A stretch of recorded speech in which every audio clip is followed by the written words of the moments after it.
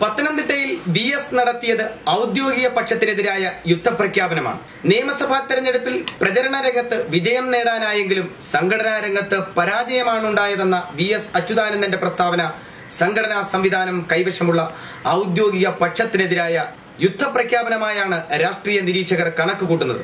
CPM Pathanamthitta ജില്ലാ സമ്മേളനം ഉദ്ഘാടനം ചെയ്തുകൊണ്ടാണ് വി.എസ്. ഔദ്യോഗിക പക്ഷത്തിനെതിരെ വെടി ഉയർത്തിയത്. പ്രചരണ രംഗത്ത് നമുക്കുണ്ടായ മേൽക്കൈ അനുകൂലമായി രൂപപ്പെടുമെന്ന് കരുതി ജനവികാരം എന്നിവയെല്ലാം പൂർണ്ണമായി തോതിൽ പ്രയോജനപ്പെടുത്തുന്നതിൽ സംഘടനാപരമായി നാം വിജയിച്ചില്ല.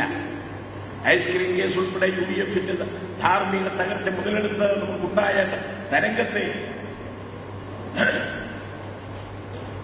പി ശശി വിഷയം കൊണ്ടാണ് UDF നേരിട്ടത്. സഖാക്കൾക്കിടയിലെ സ്വഭാവദൂഷ്യം എടുത്തുകാട്ടിയതും ഔദ്യോഗിക പക്ഷത്തെ ഉന്നം വെച്ചുകൊണ്ടായിരുന്നു. സ്വഭാവദൂഷ്യം ആരോപിക്കപ്പെട്ട കണ്ണൂർ ജില്ലാ സെക്രട്ടറി പി ശശിയെ ആദ്യഘട്ടത്തിൽ ഔദ്യോഗിക നേതൃത്വം കൈവിട്ടിരുന്നില്ല.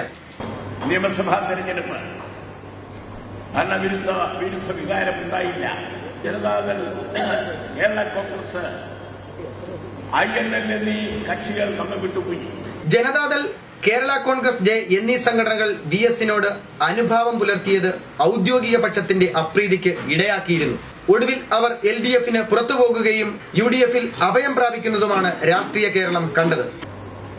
ആർക്കും പാർട്ടി മെമ്പറാകാമെന്ന നില അശാസ്യമല്ല. പാർട്ടി സഖാക്കളുടെ സ്വഭാവ ഗുണം പ്രധാനമാണ്. സ്വഭാവ ഗുണമില്ലാത്തവരെ വെച്ചുപൊറിപ്പിക്കാനാവില്ല.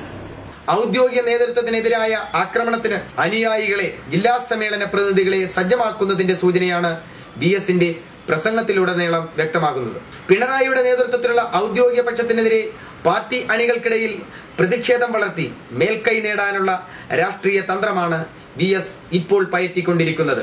പ്രദീപ് ഗുരുകുലം, ന്യൂസ് ബ്യൂറോ, പത്തനാപുരം.